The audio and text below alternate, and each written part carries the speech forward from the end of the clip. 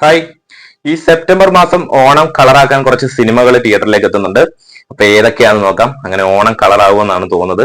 ഇപ്പൊ ഗോട്ട് തകർത്തോടിക്കൊണ്ടിരിക്കുകയാണ് തിയേറ്ററുകളിൽ. അപ്പൊ അതേതാന്ന് നോക്കാം. ആദ്യ ചിത്രം ARM എന്ന് പറഞ്ഞ ടൊവിനോ ചിത്രമാണ്. ചിത്രം വമ്പൻ പ്രതീക്ഷയോടെ കാത്തിരിക്കുന്ന സിനിമയാണ്. ചിത്രത്തിൽ ബേസിൽ ജോസഫ് മറ്റൊരു പ്രധാന വേഷത്തിലെത്തുന്നുണ്ട്. 3Dയിലാണ് സിനിമ പുറത്തിറങ്ങുന്നത്. ചിത്രം സെപ്റ്റംബർ 12 തിയേറ്ററിലെത്തും. അടുത്ത ചിത്രം കിഷ്കിത കാന്തം എന്ന് പറയുന്ന ഒരു ആസിഫ് അലി ചിത്രമാണ്. ആസിഫ് അലി, അപർണ ബാലമുരളി എന്നിവർക്ക് കേന്ദ്ര പതാകത്തിലെത്തുന്ന ചിത്രം ഈ വരുന്ന സെപ്റ്റംബർ മാസം 12 തിയേറ്ററിലേക്ക് എത്തും. അടുത്ത ചിത്രമാണ് കൊണ്ടൽ എന്ന് പറയുന്ന ആന്റണി പെപ്പെ നായകനാവുന്ന സിനിമ. ചിത്രം ഈ